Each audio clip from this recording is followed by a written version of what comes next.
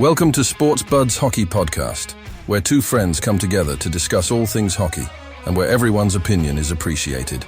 Please welcome your hosts, Merrick Zemp and Collin Simpson. Hello and welcome to Sports Buds Hockey Podcast, episode 58.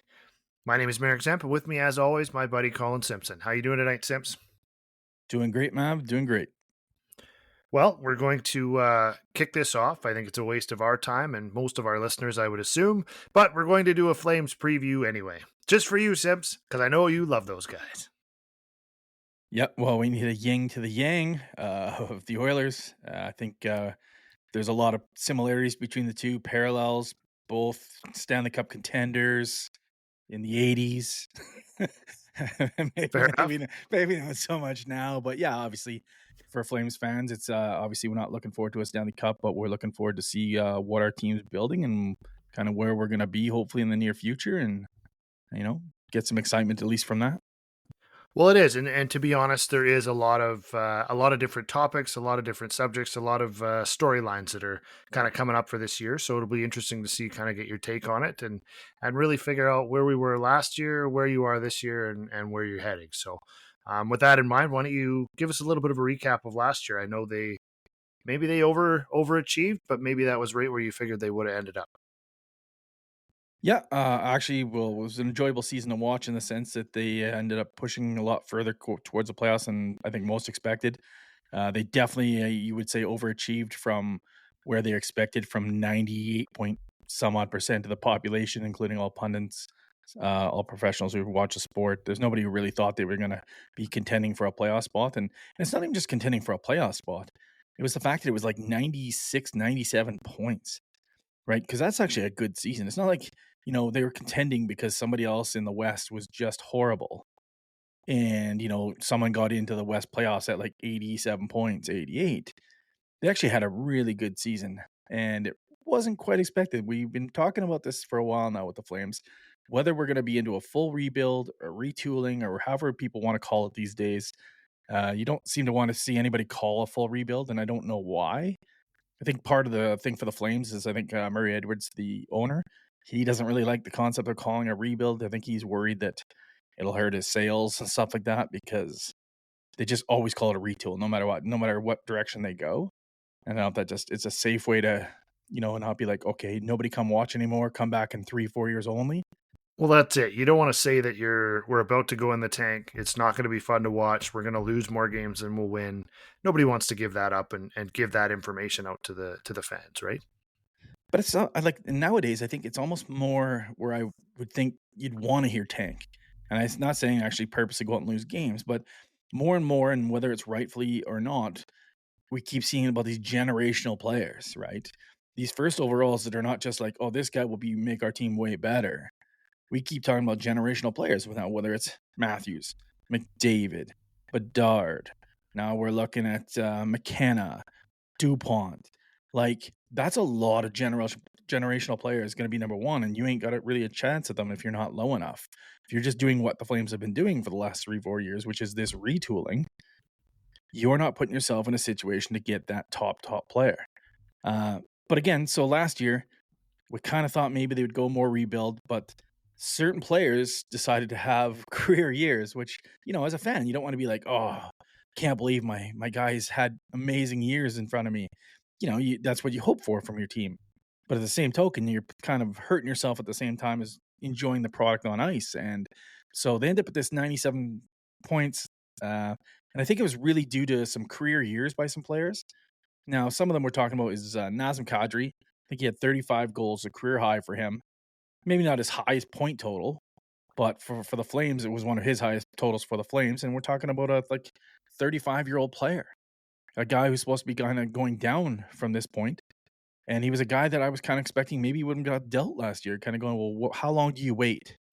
Because what if he has, like most guys at that age, a 20-goal scoring season? That's it. Like, he has 14. A huge drop-off, right? You could have one of those, and then where's your value back?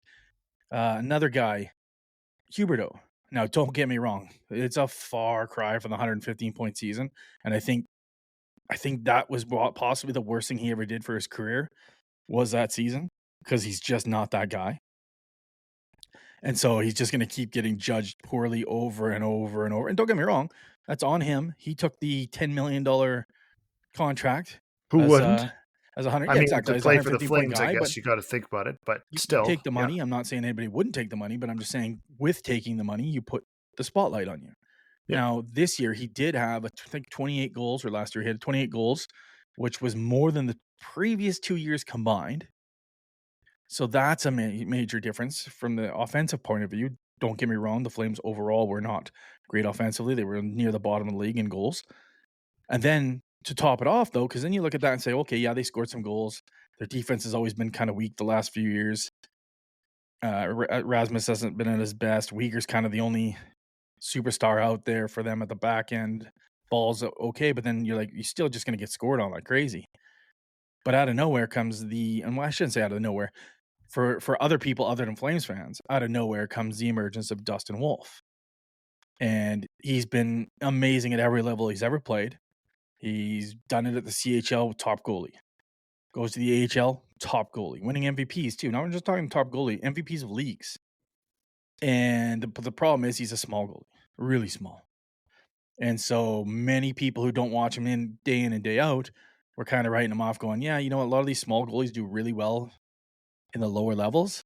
But when it comes to the NHL, they tend to not be as good. And not to say they can't be good, just the odds of it are slimmer. And he has a stellar year, Calder Trophy year for sure. If it isn't for guys like Lane Hutson and stuff like that from Montreal, who had a stellar year as well. But you take away his year, and I still think to the day that he still should have won it. If you were still looking at did he do the most for his team? Right, because that's a debate with the main MVP as well. You're playing the game of not who's the best player, but who did the most for their team. You know, Dustin Wolf, in my opinion, carried this team to that playoff spot. And so for him and the team, it ended up being an amazing year. Now, having those guys involved, and actually, I wanted to make a point from earlier. You mentioned how it wasn't just a drop off from everywhere else, and I think probably the Canucks was really the only team that sort of underperformed based on the year before. Obviously, the turmoil and everything over there, but they were lower. But if not for I want to say 12 or 13 game winning streak by St. Louis in March there, where they were 12 points back. There's no way they're in it. All of a sudden, a 12-game winning streak, and they're right in the mix for a playoff spot. Without them going on that run, I think the Flames are obviously the second wild card. Oh, for sure. Yeah, they're making the playoffs. Maybe they're not making it in exactly as a wild card spot. That was huge by the Blues, right? So, yeah, I agree. And Calgary controlled their own destiny, even though they had 2 games against the Blues in that streak, and they lost on both.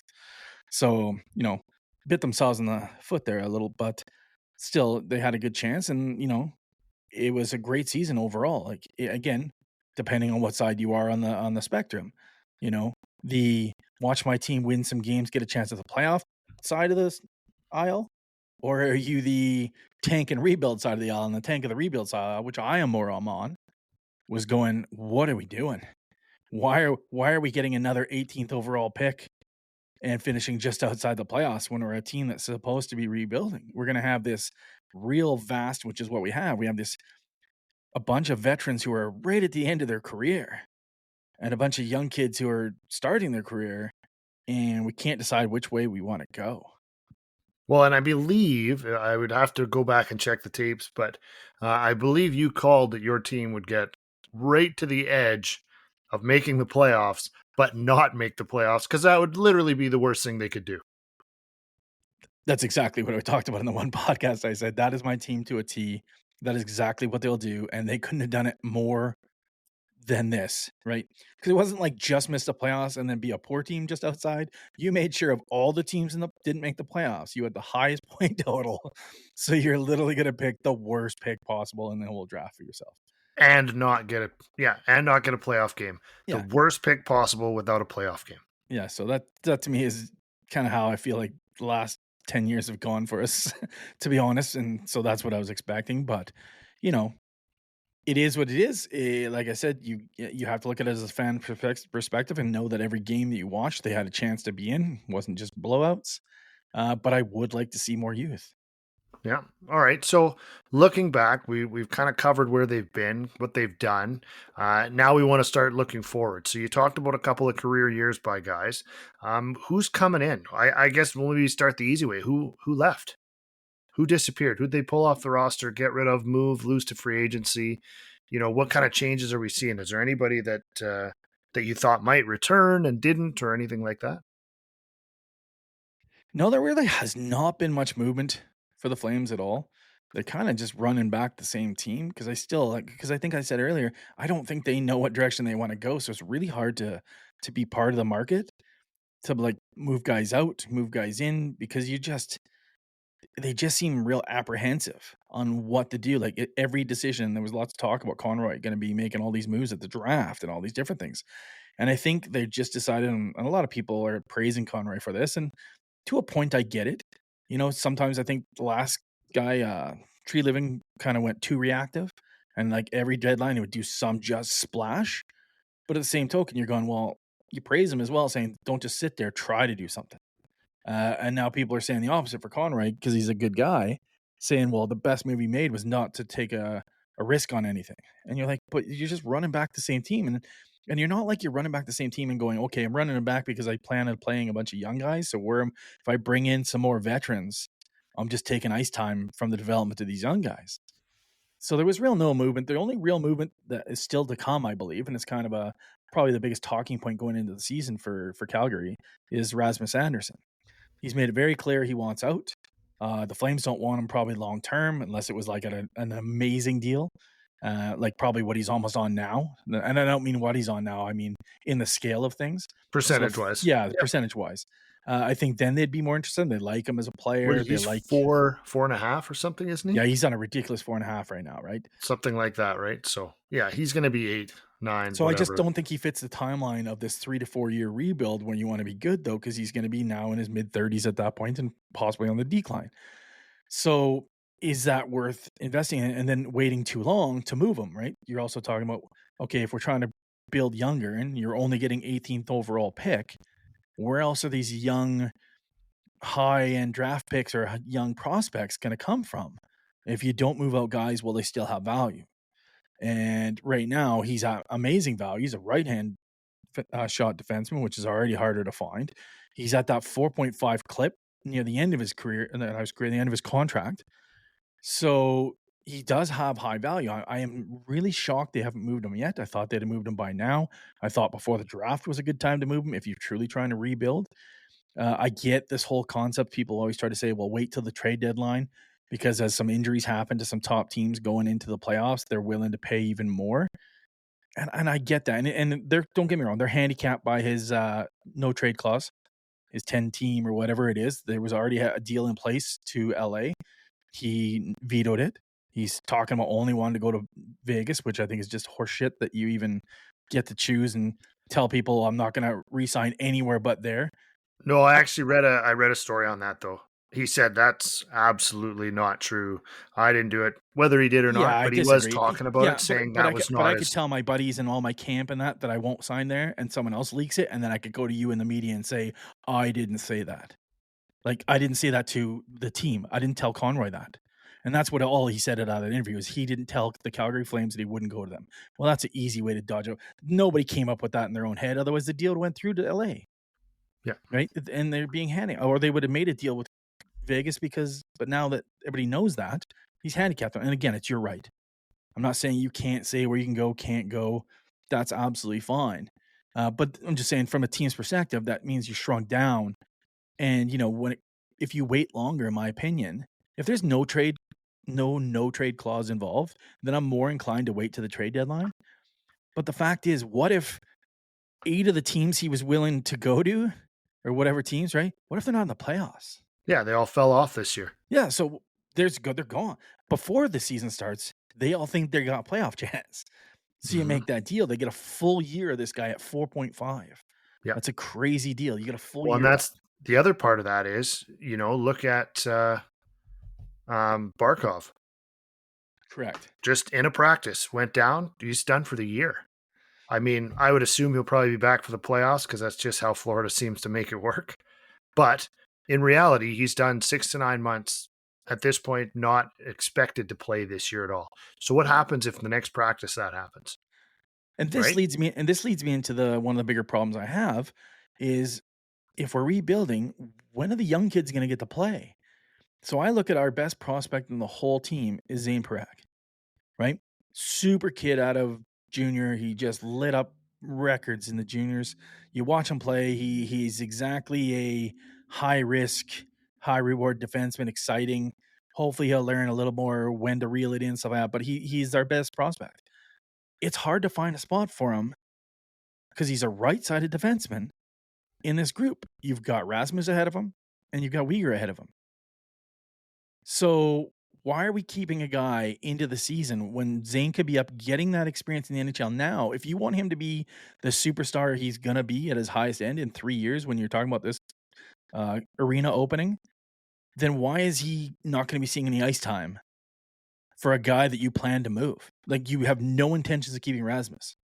So why are we waiting to move him then? Like, I get there's maybe, even if you got a better deal at the trade deadline, I feel it's even better to get Zane more ice time now For a year. for this whole time. Yeah, like, why Yeah. wait? So I think that's the main kind of transaction thing from the offseason that maybe hasn't Is there happened, but any that's all I chance of got. keeping Anderson? Is there any chance I he think stays? I think there's zero. And Just too again, much money. even at 5 million, 6 million, which is a steal for him. Again, so here's the other problem. So we got Zane Parekh, and I won't go too far into the prospects because we're going to get into that a bit later. But Zane Parekh and Hunter Brashevich are both right-sided defensemen. So unless you're planning to move a bunch of guys out of their position, the depth chart is killing you. So these guys are going to be, what's going to happen is they're going to get through their entry-level contract and want to go elsewhere because they're going to see that you have Mackenzie Weegar and Rasmus Anderson locked up for the next 6 years. Why am I trying to be on this team? Players don't want to wait till 25 to crack a lineup anymore. It's not the way it works. Yeah. They want to be in the lineup by 21. They'll get drafted. They'll do your 2 years down in the AHL, and then they want to start cracking lineups if they're a really good player. Mhm. So in that sense, I think that's where I think they have to move him. I don't think there should be a choice here. I do think he will move on. I think it's better for him as well. If he wants to go and win something, you're better off go to a team that has a chance in the next 2, 3, I think closer to 4 or 5 years, to be honest. Yeah. So looking at this year, I think there's going to be a massive drop-off. I know this is where we're talking about that game of what the owners think. I'm a little worried like Conroy and Huska and those guys are going to play a lot of the same guys. And because in their minds, they were 1 point off of a playoff spot. But I think it's a bit delusional to think you were truly 1 point off a playoff spot. Like, I get you technically were, but are you really that team that's going to get 97 points again this year? Not a chance. I think you're going to be much closer to where you were last year. And that was a huge year by, like we said, two of your top players had damn near career years. Dustin It's Wolf, got to be the timing. unreal. Like you said, they were one of the lowest scoring, if not the lowest scoring team in the league. So having career years means that those guys were stepping up at the right times and it lined up, right? So when those kind of goals, when they just sort of line up, it's real tough. Like, it's great to win 7-1, but then if you lose, 3-1 4 times in a row, Correct. like, yeah, your goals, you're averaging 2 goals a game, but yeah, it's not helping you. And I think one of the things you mentioned earlier is going to be one of the bigger things that changes your point totals is the Vancouver Canucks. I don't think they'll be as bad as they were last year, so you're not going to get wins against them that easy. And if you don't dominate them in the regular season, those 4 points there is your swing and you're out of the playoffs for sure. Now, that being said, I think you're going to have – I don't think you're going to get Kadri's not going to get 35 again. I think you're going to have some drop-off. I don't think Huberdeau will get 28 or higher. He'll drop off. But from a silver lining perspective, I think there's a lot of players who had seasons in which I think they can improve on. They weren't their typical low seasons. They had poorer seasons. So maybe that's where they get some of this scoring back from this offensive back. So when I'm talking about players here, we're talking about players such as the 2 guys they brought over from Philadelphia in the Kuzmenko deal, Farabee and Frost. Both have had pretty good careers over in Philadelphia. They're both pretty young, both like 24, 25 type range. They've always been half a point a game players. Again, nothing to be like, oh, let's, start the parade sort of thing. But they've been that, and they literally were like a point every 3 games to every 4 games since been on the Flames. Now, both, I think I've watched both play, especially Frost. I think he's got a higher upside. but I think both can get back to, or at least close to that half a point a game, which is Yeah, actually a pretty big jump in offense. 20 goals, Whether, 20 assists, something like that. yeah, Yep. somewhere in that range. Now, whether it was just the getting used to a new team, or was Philadelphia more of a offensive team than Calgary is, because Calgary is in Ryan Huska's style. He likes to play defensive games, win the game by a goal. It doesn't care if it's 1-0, 2-1. That's what he'd rather see than a 5-4 barn burner. Another guys I would think about would be your Igor Sharangovich. He still came back though. He started out really bad, and he came back and got 17 goals at the end. But he's typically a 25 to 30 goal scorer, and I would expect to see him back in that range again. So you're going to get some goals back there, and then at that point, you're just hoping for young guys. Connor Zary is going to be healthy. I think he's got huge upside. He's one of my favorite young players from the Flames. Injury problems like crazy. Yeah. We'll see if Is he that coming in in- steady at this point? No. Yeah, it seems like so far through the preseason, he seems like he's okay, but with these guys, you just never know, right? I just feel like Well, once you get the injury bug, within reason for sure. yeah. And then so I'm looking at guys like that, but then there's not a bunch more after that. Now it's a little unknowns. Now we're just going into some of these guys where you're like, roll the dice, right? Do they come in and make an impact? Nobody knows. Well, where do you see like Coronado to be that this year, or maybe like opposite end of the spectrum is Coleman, right? Coronado's coming in, young guy still. Coleman's kind of getting over 30. So are they kind of gonna grow from there, get bigger from there? Like, what do you think? Yeah, I think Coronado actually has a lot of upside as a goal scorer. I think he's going to be one of those guys, even though he was really balanced last year, 24 goals, 23 assists. I still think he's a goal scoring heavy type of player, in the sense that I think you're going to see him more as like, I don't want to compare him to Brett Hull in the sense of he'll be as good as Brett Hull, but I mean in the sense of where your percentage of goals versus assists are. He's always just going to be a shooter, and that's what they expect from him. So I think he's going to maybe get even more goals. I think he'll probably get like maybe 28, 29, maybe flirt on the 30 goal mark, because he's going to get a lot of power play time, and he's got a great shot.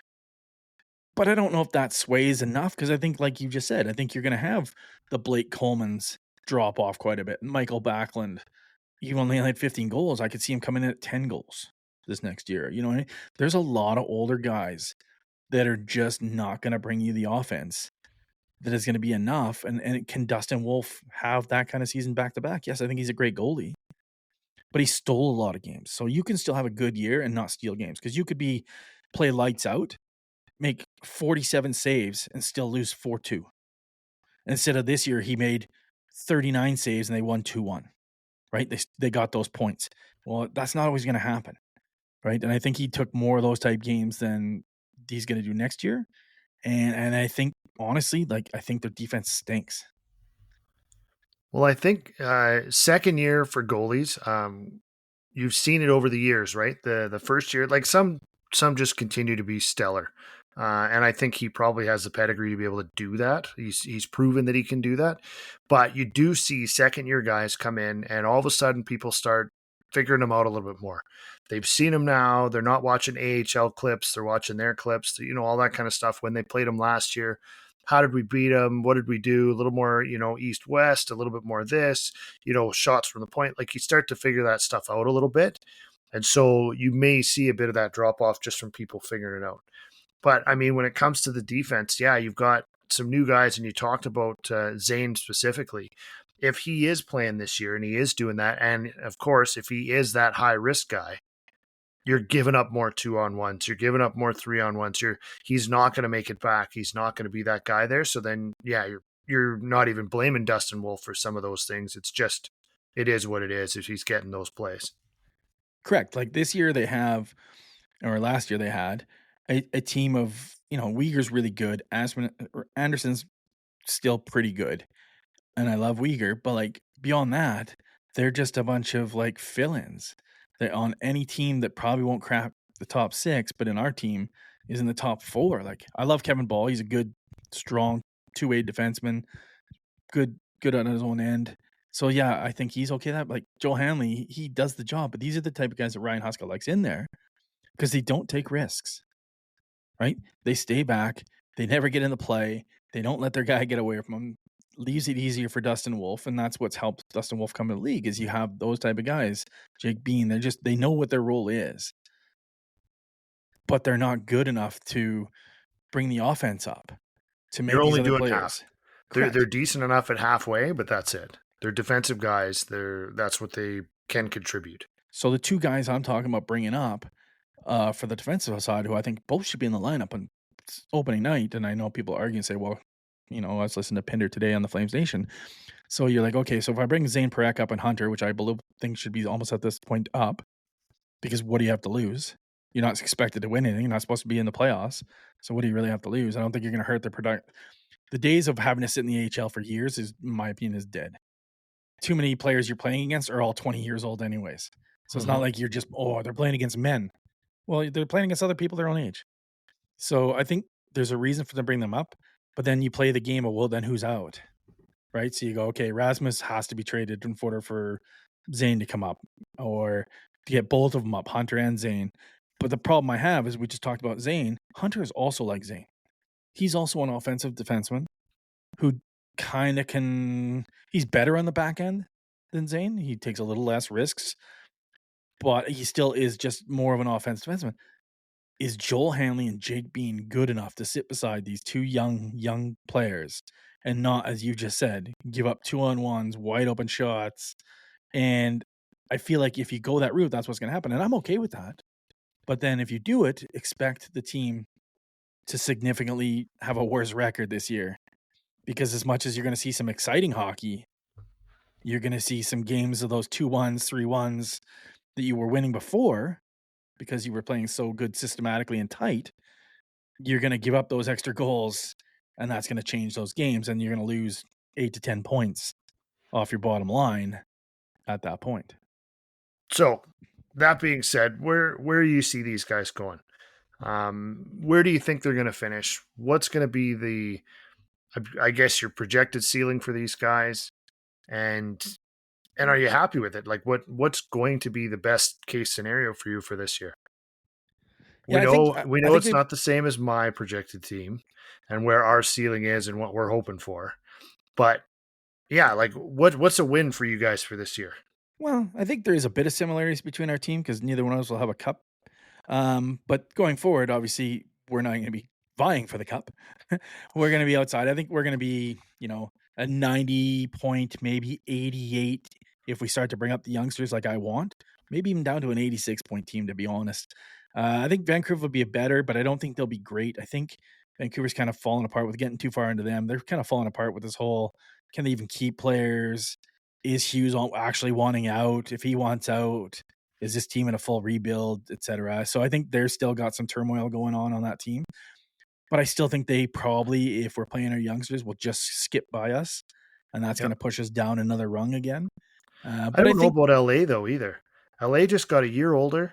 And I think Ken Holland was trying to give them a better fourth line and a better third set of D than they had.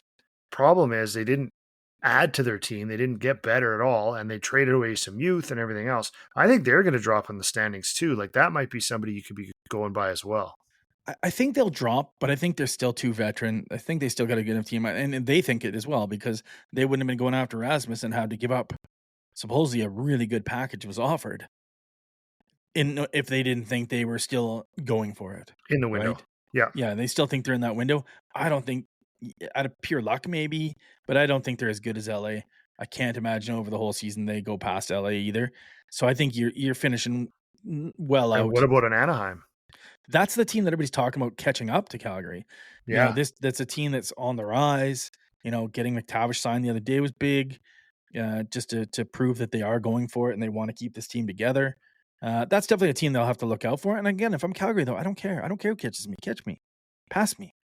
If I'm not in the playoffs, be as far out of the playoffs as I can. Well, while at the same time, getting my guys, you don't want them to just lose every game. It's very hard to be a player like Zane and these guys who are winning Memorial Cups. They never lose when they're younger, right? From when they were like 6 years old, they were winning games because they were so good, and they win and they win and they win and they win. And it's just really tough to come into a league and just lose every game. And what it does to your psyche and how that affects your growth as a player when you're just like, I hate this. I don't want to do this. This is not fun. That affects your growth. So you don't want to get to that point. You still want to make sure you're getting enough games, but you also want to give them enough ice time so that they progress quickly. You don't want them to be playing third line minutes. And, that's what the whole argument of when a player is down on the fourth line, like Pinder was making yesterday about, I think Gradine, that guy he's playing amazing in the preseason. In my opinion, he's almost played himself onto a team. But problem is, when you look at your lineups, we're looking at our projected lineup for this year. In order for him to get in the lineup, you've got to take some of these players on there and put them on waivers. And so you're looking at it going, well, okay, even if he gets into the fourth line, so he plays 6 minutes a night, or he goes to the AHL and plays 22 minutes. Which one's better? Which one's better for their development, right? Yep. Now, don't get me wrong. I think we do it sometimes too much. We throw guys in the AHL and say, he got 18 minutes in the AHL. And you go, yeah, but he only played against AHL players. So he still can't make that jump. Yeah. You get him to the NHL and they go, wow, he's been down there 3 years dominating the NHL and still sucks here. Yeah, maybe if you had him up in the NHL learning against the talent he needs to play against, he'll understand where he really is. Because you can go to the AHL and stop working as hard because you feel like you're already good enough. You're dominating this. So you're like, I don't need to work any harder. I'm already this good. Mm-hmm. And then you go and get your reality check, though. You get put in the NHL, even on the fourth line, and you go against these players, and you watch McDavid, and you watch this, and you go, wow, where am I at this compared to these guys? It's not surprising bust my butt. When you're talking about how great players are, obviously, I stopped right there. I didn't give you a second guy. I didn't give you a second guy. I gave you one. You were thinking Draisaitl. I love the other guy as much, but the fact is, like, that's where it's that game of where should they be. But I just know Huska and Conroy and the owner just refuses to rebuild. And then the other two, no knock to them. I don't blame any person on the planet for wanting to keep their job, but I feel like they're putting their job above the long-term goals of the fans and the team. And by not allowing these players in time to play, screw up, who cares, learn, give me that 2-1 win with this horrible team, and I'll keep my job because we flirted with a playoff position. And I just saw a headline somewhere they were talking about extensions for both Knobloch and for Huska. I don't think I've seen anything yet, but we'll see what that does. Well, they were talking about that too. Yeah, saying like coaches never go into their final year of the season without an extension. I was actually the talk saying that just doesn't happen in the NHL. You either extend or they move on from you. Like they don't do it much. I didn't know that until I heard that. But yeah, so we're looking like a lot of the same team from last year. A few young guys will get in here and there due to injuries, but I'm not expecting like a barn burner of a year. There's not much excitement from my end other than just like to watch hockey, but we'll see how it goes, unfortunately. So you're thinking probably like 4 or 5, something like that in the Pacific, and then 9, 10, 11, somewhere in that, like a little further out of a playoff spot. Yeah, I'm probably saying 10 in the West or lower. Yeah. Somewhere in there. I could see Utah passing them as well. I think they've got a pretty good young team. They seem to be getting better. So I don't think they've taken a lot of big steps forward, but I think they're still building. So they may be one that could do that as well. So. I just feel like those teams have better direction. Yeah. You know what Utah's trying to do. You know what Anaheim's trying to do. These are teams I feel like have great direction. Well, and you're loaded with 26 and unders, right? Like you've got some guys like in Utah, it's like Clayton Keller. You've got obviously now McTavish signed. You've got, they signed some older guys in Anaheim to give them a little bit more Granlund and all that, to give them a little bit more that way. But there's a lot of really good young talent that's coming up. And then, I mean, you've got Seattle in there in the mix too, but I don't know. They just seem disorganized. I don't think they're a threat at anything. They look a little less directionally sound as Utah does. So now that you mention that, and here's part of my problem. I'm looking right at my projected lineup. 4 of my top 6 forwards are in their 30s. And some are far into their 30s. We're talking halfway through. Actually, 3 of them, I think, are down near halfway through their 30s. So that, to me, is the problem. So you're looking at, like, where does Utah stand versus us? There's nothing but growth going to come from Utah in 1 year. Us, if that's our top 6, like, yeah, okay, we have Zary and Coronado on the top 2, and they're going to grow a bunch. And it's nice to play with some older players who take care of the simple things where you you can play your style a little bit better because they're going to be watching that extra. Oh, okay, I covered this lane or I did this over here. You should have been, but I did it for you. I get that. But are you really in a proper rebuild if you're for your top six are 34 to 35 years old? That's, to me, embarrassing. So I'm really looking forward to this eventual youth movement. The problem is, like we've talked about, though, you've got Rasmus obviously is the trade waiting to happen, but you've got Kadri, you've got Huberdeau with, I don't know exact numbers, 3, 4, 5 years left on their contracts. I mean, at big money, are they going anywhere? I don't know. Well, I think And they you could don't have really moved. want to I end think up they could have moved Kadri this summer. I truly maybe. believe it. On a Yeah. 35 goal career year for a centerman that tons of people like, yeah, his contract all of a sudden is going to look good. For Yeah, years, it it's was like, getting oh, the better. contract was never good. Well, by next year, they'll be better, and the next year it'll be better. So as that contract, yeah, he'll come down from his 35 goals, but you're talking about a piece for a team that could put him in a 2C and possibly win a cup just like Colorado did. Yep. But what are the Flames waiting for? For him to have a 20-goal year this year and then say, okay, anybody want our 36-year-old 20-goal scorer at this amount? He's never going to have a higher value than he does right now. And people are like, well, then who plays center? Who cares? Grab someone from the stands. You're not making the playoffs. So to not make the playoffs from the guy from the stands or to not make the playoffs with Nazem Kadri, but one of them includes a bunch of assets back, including prospects and that for the future, which do you take? Right? And that's where we're sitting stupidly right now. Guys should have moved on. I get Backlund signed for pretty cheap for a couple years. Fair enough. I don't mind. Man, I don't mind him at all, but I don't want him as line 2. Yeah. Well, you're going to resign these guys that are good. Like, even Taves isn't going to be 2.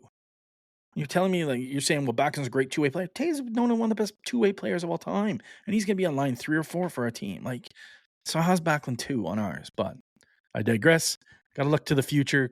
Stop thinking about these old guys. But the problem is, until I start to see them go out, I can't believe my team is in a rebuild and is ever going to give these young guys a Is chance. actually moving forward. Yeah. One thing, there was a bit of a goaltending battles. We start talking about some prospects, that kind of thing. They signed, what was the guy's name out of Russia?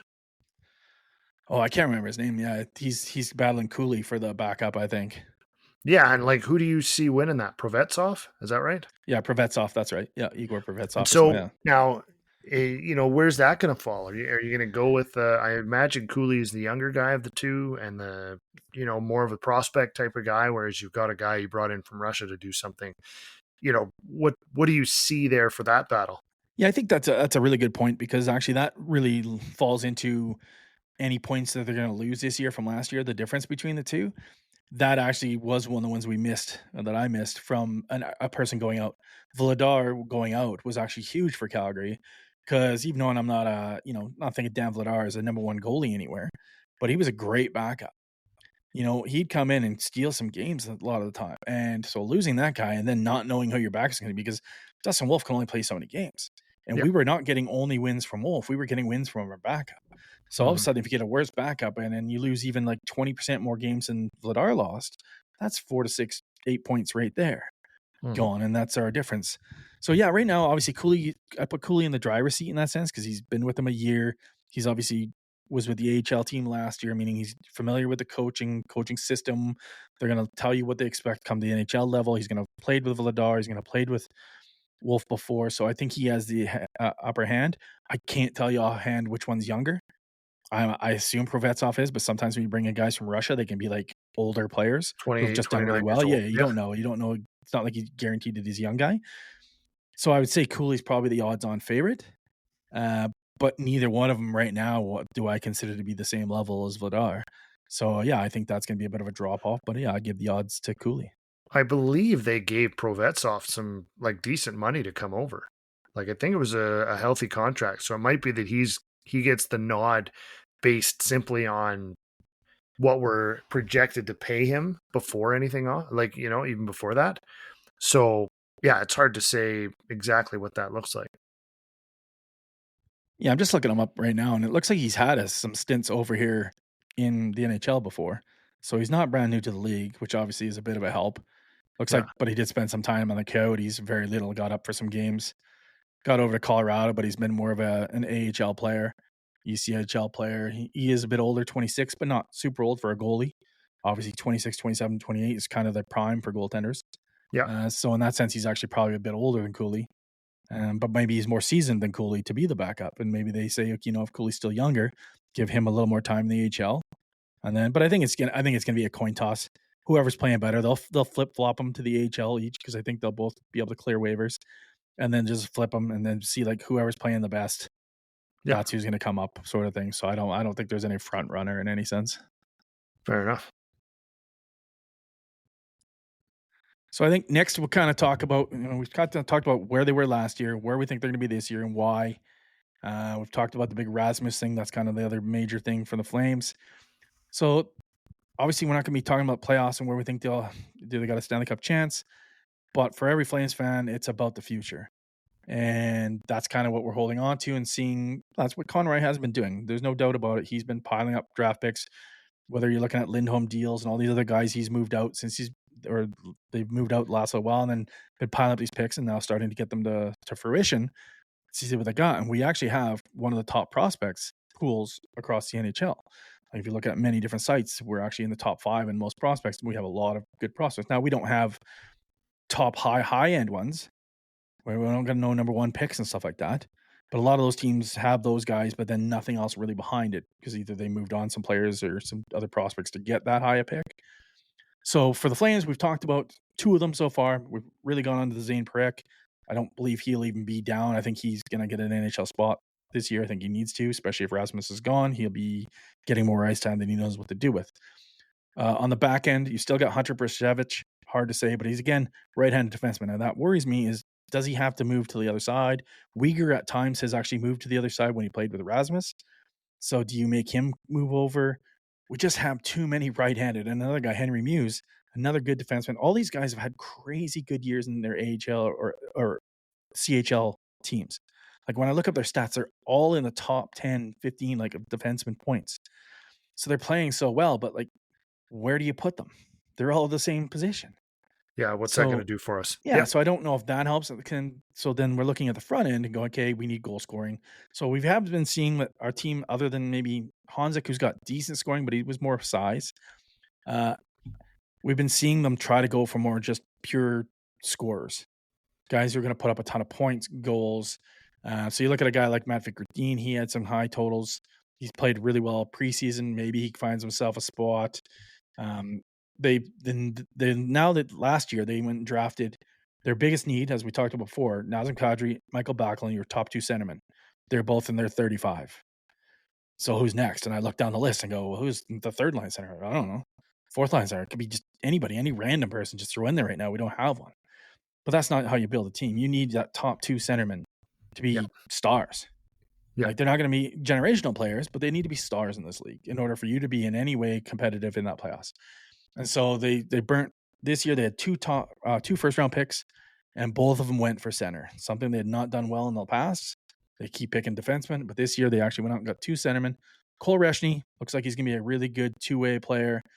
Got some offensive side to him as well. And Cullen Potter is an absolute speedster, which I kind of like, because I kind of look at him more like a Braden Point centerman versus like just your typical 2-way, stay back a little, let the wingers go forward and fire on all cylinders. He's going to be up in the play and driving the play quite a bit, like Point does, because of his speed. Mm-hmm. So I kind of like that, because Cole Reshney's more your typical, and I know I'm using names that I'm not trying to compare them to, but I'm looking at like a Steve Yzerman and these guys that are not just well-known speedsters. They don't drive the play. They are part of the play. They dictate the play, but they don't drive it. Yep. Whereas speedsters like Point to them, he just takes the puck and he drives the play. So they kind of got a good balance of the 2. Obviously, neither one's the number 1 overall. Anything's a flip of the coin, but to be able to put 2 of your top picks into that. But again, that means they're 2, 3 to 4 years away from being anywhere in the talk of probably 1 and 2. And does that mean we're still going to hang on? Because you don't want to get interim guys, right? So that worries me that they're saying Backlund and Kadri will be here for 3 years.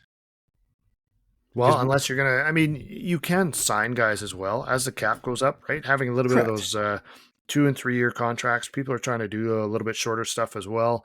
So just getting some of those I think those are options hard to in. find anybody good though. Like that you're going to put in 1 and 2. Those guys you pick up usually those 2-year off of centermen especially are guys who are third and fourth liners.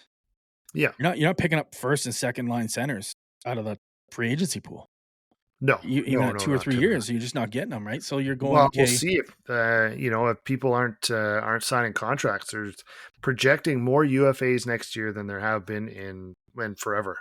Correct, but here's the second problem: it's Calgary, right? So if you say to yourself, "Oh, this really good guy, like 2-3 years, he only signed, and then they let him get the free agency, and now he can sign where he wants," why? Right? Why? For me, for us to get top line centermen, they has to be through the draft or through a trade. We're not getting a number 1, number 2, lower age, 25, 26-year-old top 2 centerman through free agency. It's never happened. The only way that happens is some player who was supposed to be a prospect tanked. Well, and then we took a shot on him, kind of like Frost. Frost was a high-end prospect. He just you got to didn't think pan though. out. That was somewhat the projection you're talking about for Kadri. Correct. True. Right? He maxed out, not a number 1. He is on the Flames, but he's not a number 1, but he's a good 2C. Yeah. In some years, not all, but he did probably overpaid and overterm to get him there, especially at that age, because he was 31, 32, yeah. 32, somewhere in that range, and signed him for 7. So, you overpay a little bit maybe and go from there, but you do get him. It's just, it might cost you a little more. But you don't get Kadri at 25. That's my point.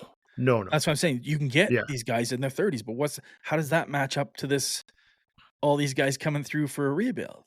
No, but like you said, if you're doing that in the next couple of years, you get that same Kadri at 31. For 2 years, but then sign him for 2 years. Yeah, well, if you can. The problem is 32-year-olds don't sign for 2 years if they're trying to get that last contract. Well, it all depends. Right now, you're seeing it more now than ever just because the cap's going up so much. You're seeing You're seeing that at 25, 26-year-olds. 30-some-odd-year-olds, you could be injured the next year. You're 33 years old. You don't know if next year you'll be able to play. You don't sign 2 years. If someone is offering you a 6-year contract, you don't care what the cap's going up to be because you're not going to scale with the cap. Yeah. You're not going to scale at 35. Yeah, you're not going to scale with it. So what you're doing is getting as many years as humanly possible. So even if you retire or get injured, you're getting paid out. So and those type of guys you're bringing in are not coming in for 1 or 2. Why would they? Well, they're coming for 1 or 2 like Florida, Edmonton, teams that are right on the cusp of winning, i.e. Corey Perry. Good teams. Teams like that are going in and they got a chance. They'll come in for a year or 2. You're not coming into a team that is rebuilding. Yeah. Because the only reason Kadri and Huberdeau came and stayed, they were paid 7-year contracts, 8-year contracts. If you would have offered Kadri 2, Huberdeau 2, or any of them to come to the Calgary Flames, they weren't coming. Yeah. There's no way. Because they knew. Well, they were re-signing for Weegar and Huberdeau, right? But Kadri wouldn't have. Well, he was cashing in. Was re-signing, but my point is, Huberdeau wouldn't have re-signed. He would have went to Montreal if it wasn't a 7 or 8 year deal. Exactly. Right? Yeah, Kadri was coming off his best year, looking like you said, to cash in for as many years as he could get. And even if he was offered 8 or something somewhere else for 2 years, makes more sense to do 7x7 and then go from there. Correct. So we'll see how it is. I'm hoping that they do move those guys. And again, it's not like I care about just their age and that. I care about, do you get value? Backlund is here for life. I get that. You're not getting value from him. Kadri's kind of the only guy. I don't think Coleman, you're getting value from him.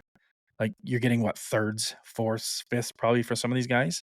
Yeah. I think Nazem Kadri after a 35-goal season could net you a first, maybe a third, or a first and a prospect. It's not going to be number 1 overall, but it's going to be a first and a prospect. Yeah, and I mean, in reality, you kind of want to go with a 20-year-old prospect if you can. Somebody that isn't a third-round pick that you're taking a flyer on, you have no idea. You want to look at it as a guy that is now maybe starting to establish himself in the AHL, maybe had another year in the CHL, is playing better, is establishing what he's going to be, rather than just taking a draft pick. I would happily take. I would happily even with a draft. No, I would happily take and move Frost to first. Why can't Frost be first center he's not. I know he's not amazing. He's not as good as Kadri, but him at 1 because he's 25 years old, 24 years old, so he's already getting established. Just keep Backlund at 2, and then bring in another prospect at 3. What does it matter if you finish 2 points out of the playoffs or 12 points out of the playoffs? Exactly. Right. So why are we hanging on to Kadri? I just don't understand. I don't think if you think it's selling tickets, it's not. People are not going to watch Calgary Flames games at $300 a pop to watch Nazem Kadri play hockey. Yeah, they're not. They don't even care if you who's think out so, there. make the Olympics. They're just going. Right? They're going because they have the money and can afford to go, and they're going to go whether he's in the lineup or not. It doesn't have any effect. Now, guys like McDavid, that does have that effect. You'd be like, well, I'll go to a different game then. Sort of thing. You won't go to that one. But like those guys aren't. So I think it's time to move them on. So yeah, so I think they got a great prospect pool. Obviously, we're looking for the future. But the key for me this season, as this is a season preview, is to start to see some of these players actually get time and realize that having a great prospect pool means anything, or is it just going to be another prospect pool like we've had in the past that played for the Stockton Heat back then and got really good and then just moved on to other teams when they couldn't crack the lineup? Yeah, didn't get a chance. Watched a bunch of 30-year-olds play, moved on, went somewhere else. So we're seeing this year, you're going to watch the Flames, you're going to struggle, you're going to wallow in your misery, you're going to hate the neighbors to the north and hope that they finally plummet down the standings and get just a little bit better pick than they were every other year. Yeah, I figure it's either that or McDavid signs for Calgary, and that's why he hasn't signed yet. But I'm not sure. Either one. One of those two is going to happen. One of those two. One of those two. All right, we can only hope which one.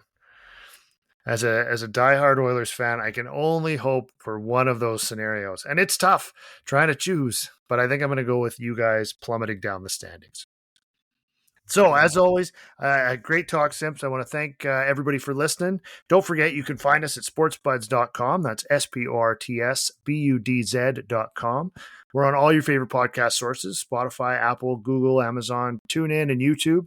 Make sure you follow and subscribe and reach out. Let us know. Look for us on Instagram, TikTok, everywhere else. And make sure, give us a message. Let us know what you want to hear us talking about. Let us know what we messed up.